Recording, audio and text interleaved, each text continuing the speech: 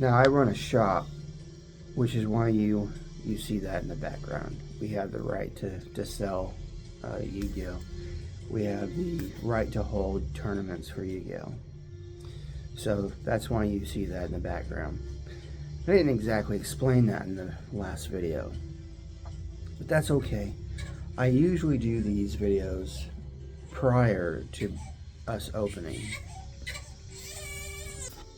Now what you heard was my kiddo crying for food. So I paused the video and went and dealt with that. Still have to go back. But as I was saying, I typically try and do these videos before we open. So it's nice, calm, has a background music, which I still think is loud for me. But when I did the video testing, it didn't seem all that loud. But you'll have to let me know in the comments what you think. Anyway, I didn't want to do very much for this video, not today. I wanted to just simply talk about random things. I didn't really know what to talk about. Everything's got noise in it, it disrupts. Even if you put nice music on, it's like you can't concentrate. Too much stuff going on. Like, how many bills do you have to go and pay? With what money exactly? Like, the economy just sucks. Inflation sucks. But what sucks more is people are really just wanting more money. And that tends to make things harder for everyone else. I have challenging beliefs when it comes to the marketplace in general. I feel that if we took the marketplace, the majority of the marketplace's base function out of the equation, a lot of things would get out of hand, really. Think of the marketplace's original purpose would be a balance. To add balance to how fast one can build a house or build a business. It limits someone from building something that is catastrophic for the entire planet, maybe. See, if we didn't have a budget and we didn't have to worry about debt or anything, there'd be far less limitations for us to be yielded to, or facing off against, rather. Same goes with government. There's plenty of limitations the government puts down. Originally, they are made so that we don't cross the line that humanity would want to cross. I mean, think of it this way. Temptations are there because that's what you want to go and do.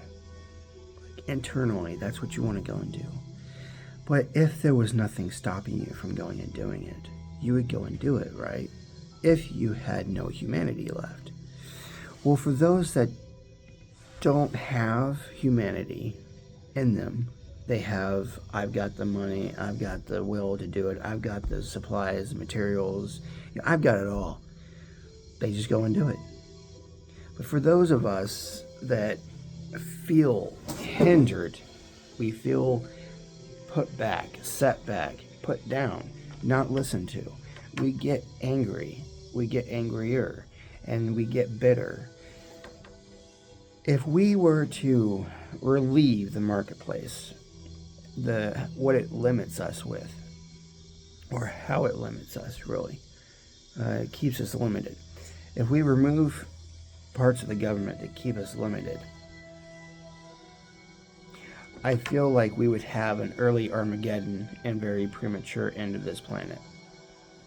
I also feel the reason for that is because the people would have more power than the country that was meant to keep them safe.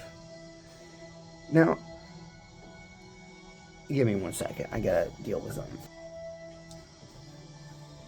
in the back of my mind, I was like, I better go tend to him. Anyway, so as I was saying, the government's not supposed to limit the people, not like it is today. It's not supposed to tell the people what to believe, and it's not supposed to judge people. However, on that note, there are several topics that pop up immediately, and I figured if I was going to talk about something random, I would try to talk about something that I knew a good deal about. Not that I'd be widely agreed upon, but I do know about it. If you had children and they had knives at their disposal, there's nothing preventing them from taking that knife, right? Now, in the hands of the naive, in the hands of someone that has no self-control, that knife is dangerous. But let's say the parent is very self-controlled and knows the value of that knife, knows the use of that knife, and uses it for its value and use, its purpose. You wouldn't suggest that knife was dangerous at that point. It's in the right hands. And that's where I take my leave of that conversation, because that's how I feel.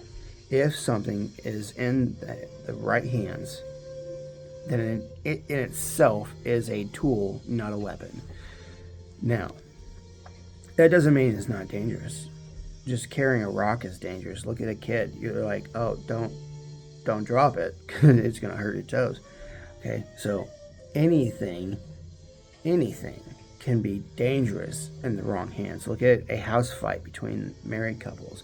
You've heard where married couples have taken glassware and chunked it at each other. Okay, well, that glassware is not really dangerous, is it? No, it is dangerous in the wrong hands. Otherwise, it's used for like a plate. A plate is used for carrying things, same as a cup. Different things, though. I'd assume, you wouldn't want to stick soup on a plate. You would want to stick it in a bowl. So everything has a purpose, right? And but what about plastic? Throwing at somebody, that's not going to hurt much. It's like, I'm going to throw my plastic bowl at the bartender because my bowl's empty and he hasn't been paying attention. Also random. I'm good at that. Now look, you can make any argument you want, but the argument still stands. Marketplace, government, natural life, and the course of life. Any and all things can be dangerous in the wrong hands. So, think about the conversation. The source problem is it dangerous in the wrong hands? And is it useful and purposeful and valuable in the right hands? There are good cops and there are bad cops, but we've had this issue for a long time, ages, and we feel like the conversation is new and the problem is new, so we have to deal with it in a way that's new. We've had crooked leaders in the past. Thousands of years, thousands and thousands of years, we've had crooked leaders. We've had crooked government. We've had crooked everything. Parents can be crooked or they can be good. Even the cash register, the person at the cash register can be crooked. Okay? I kid you not. I have known a person at a cash register where for every penny that was in the sale, they would take 1 penny out of the sale and set it to the side in a pouch that was inconspicuously placed. Didn't look like it was much. But they would slip it in there as they were putting the money into the cash register. And then they would take off with the penny bag later. Now, they would start doing this with pennies. If nothing came from it, they would start doing it with nickels, and then a few dimes and a few quarters, and they would stick just to that. Like, it would just, it would add up, right? It would add up. But it was tedious, very tedious. So why do cops feel they can go crooked? Like, what's the value of going crooked in government? Like selfishness has a face, and most of the time it's not understood by those that are not that person.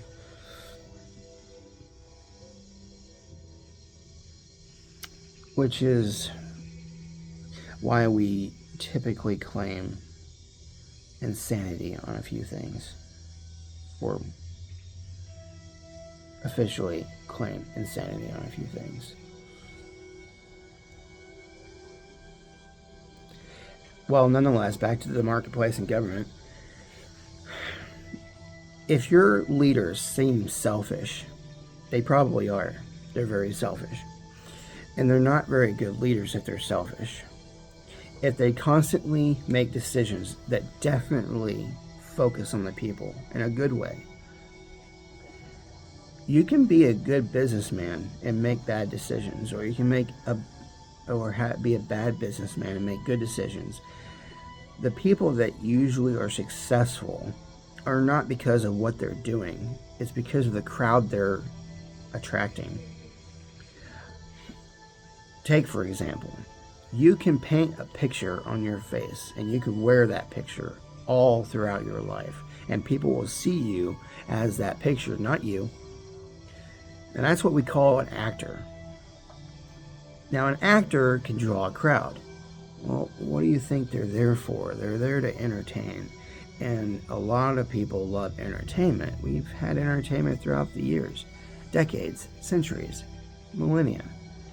And an entertainer will always draw a crowd because that's the business. The business is not to be yourself. It's to be what is expected in efforts to draw the crowd that you want. I'm going to go on a limb and finish a thought that passed my mind. Think of a crackhead. A crackhead is one of those weird, or meth head, or pothead, well, it doesn't really matter, just a druggie anyway, okay? A druggie will go anywhere, sell anything, steal anything, just to get by with the drugs. They'll live anywhere. But they will make it happen. They know where to go, and they know who to talk to. Now, you take an entertainer and you take a druggie, and I just said the same thing. But their methods are not much different from one another. Their lifestyles are vastly different, I hope, but their methods aren't really all that different. So a successful businessman, you can imagine where I'm going with this. It's not different. It's nowhere as different. Their lifestyles are different. Their outcomes are different, but the methods are not. You go where you know you need to go in order to get what you want, and you do what you need to get it. And if you're not stable in the mind, you'll cross the line sometimes to do it. For those of us that have a righteous sense of self and purpose and spiritual, I'm just not into it. Spiritual is just not the word to use. And I'll probably make a better video for that, why I feel like that has nothing to do with it. Idle chatter. Spiritual has nothing to do with anything in the universe. Granted, we associate spiritual far often incorrectly, much like we did with magic. Magic is a science undiscovered. So spiritual is a science that is undiscovered, and we tie it to religion. I mean, religion is just simply what we believe, and we believe it so hardcore that it takes our full self as a means of cost. and we put our whole life and ambition into it. Well, that's nothing like the marketplace, right?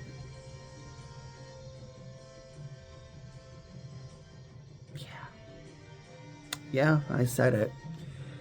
So, in my, how I feel about the marketplace is it's really nothing different than a religion.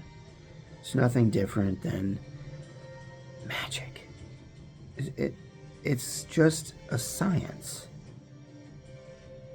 that some people don't understand. And much like water, depending on how deep it is, there are plenty of people that just won't even dive in. Now, I can go comparisons all day with the marketplace and government, but when you really dig into it, the marketplace, the government, they're just pools of water that some people control the depths of. And if you're not in control, then you will drown. And that's why it's so important that when you get behind the wheel of anything, that you maintain control. Because if you lose control, well, that's just when stupid stuff happens. And then, if you think you're not the issue, you just end up starting casting blame on everybody else around you, because if things just worked the way you thought they should have worked instead, it never would have happened in the first place. It's a cycle, a downward spiral of practically nonsense. So, once again, in short, I guess I'll summarize in a different way. The marketplace and the government both have always been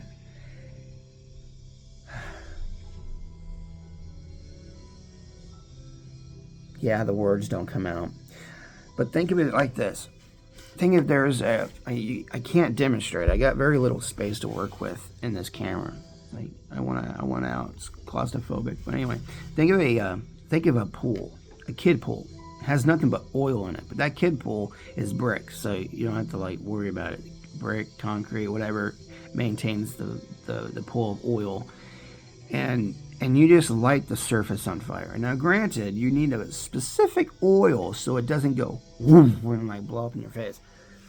So, a slow burn oil that allows you to just burn the surface of the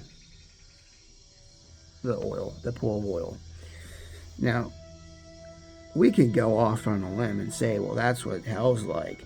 Well, hell is a very physical place, constantly referenced as physical, because the last time I checked, fire burns physical. It doesn't burn spiritual, it burns physical. Why would something react physically if it was being burned spiritually? So everything is being talked about on a physical basis. So if you were to light that pool of oil, scented wonderfully, very well, people will gather around it like a campfire and they'll appreciate it. But I doubt anybody's just going to jump right into that pool of fire. That would be kind of stupid, right? Unless it was meant to draw a crowd. And this is where some religions get dark. So you take that religion, you shove it right into that pool of fire, and you know what's going on? People make sacrifices. And it draws a crowd because a lot of people want to know why. But then you got mysticism, you got magic, you got that guy behind the curtain. And that guy behind the curtain is trying to direct the crowd and what the crowd believes. And if he can succeed with that, he can keep drawing or helping that other person draw a crowd. Not to get too crazy, but that's kind of what happens in Revelation. There's a man behind the curtain, and he's drawing the crowd by directing what happens with the sacrifices in the pool of fire. In a sense, okay? In a sense. It's not direct. It's just a comparison. If somebody is behind the curtain, pretty much pulling the strings, making the plans. The person in front of the curtain is the entertainer. He's the one that keeps the crowd and pulls the crowd to understand the fire and understand why it keeps burning, why we keep sacrificing to the fire. Well, the marketplace is much the same way. If we make something perfect, then there won't be a crowd to buy another because they still have the one that's perfect. It's not going to break down. It's not going to need to be replaced. So the guy behind the curtain says, well, why don't we make it imperfect and make it last a specific length of time if taken care of, so that when that time lapse is over, they come back and buy another. And that is what is the gears to a healthy marketplace. Now, the marketplace is once again sick because it wants to raise the prices to limit somebody from being able to do it themselves. So they'll put prices on the product used or tools to make such product, so that also made imperfectly, so that you yourself as a consumer cannot make it perfect and steal business, or better, make it better, and steal business from somebody else, the person that is selling it currently. And the guy behind the curtain, is constantly looking at how it can be made better, but also keep the whole lifespan. So constantly updating it so it keeps the crowd. So this guy can keep selling, keep pitching, make pitches and stuff. So this one in front of the curtain is pitching, while this one behind the curtain is making all the plans and designs and doing all the thinking. Because the entertainer doesn't do that. The entertainer just takes what is given to him and then makes the pitch. And then there are people that are just buying it up and buying it up, and they don't see the truth. Now you might be thinking, well, what's that thing behind you then? What's that? Well, it's called a hobby. Now, what hobbies are good for, if you take it for what it's truly meant for, is to keep us smart people,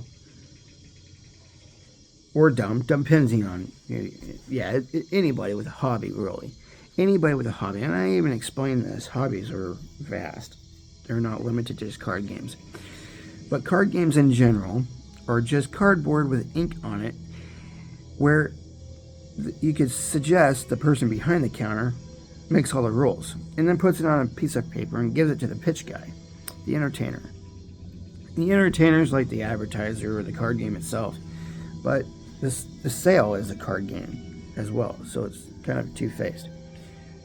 But unlike poker, you can put cards like Yu-Gi-Oh! Together and build a strategy.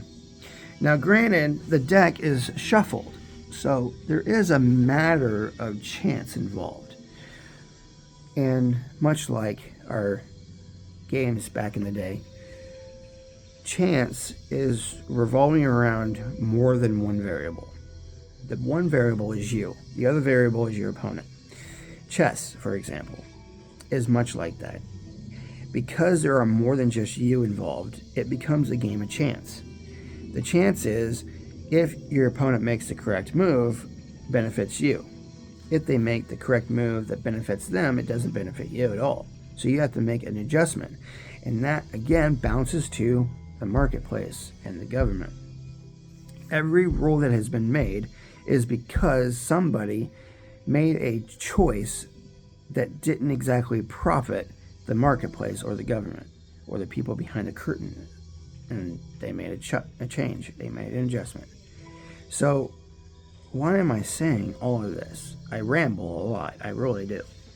But everything is connected by a choice and thereby chance because of another choice being made that's out of their control. We make hobbies for two reasons: to keep us occupied or preoccupied so we don't get out of control. kind of like a sustain, like a throttle, like a governor. There you go, a governor on an engine, so it doesn't just go out of control. And if we maintain that control, then we are in control of how much that engine produces in power. If we remove the governor, it gets out of control and then it breaks down. The engine just breaks down. It'll overheat, or it'll overuse the oil, and the oil will be gone. We add pieces to maintain the health of an engine, right? We have the radiator. We have the transmission. It directs the power flow, the flow of power.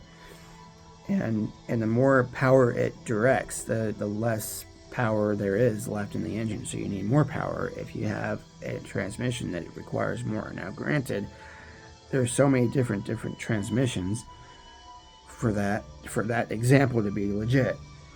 Think of a goat cart. It's not going to be like your car. It doesn't need a transmission. It just needs an engine. Funny, because there's so many different parts that are required for different applications for an engine. And I would suggest a train being one of those. A train doesn't have a transmission, but there is definitely a system that directs the power that comes from that engine. And back in the day, it was just wood and fire for that engine. Now it's not quite the same. Depends on the type of train now. And that's kind of where I was getting at, small talk with that. Now, I've gone in so many different directions. I wanted to take this in one direction, and I think I've taken the marketplace and government pretty far. But I'm also pretty certain I'll probably end up talking about it again, and again, and again. Much like I talked about hobbies today. I talked about hobbies yesterday.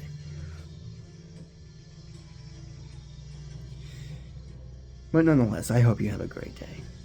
This one is almost 3 times as long as the last video. But I hope I didn't talk your ear off too badly.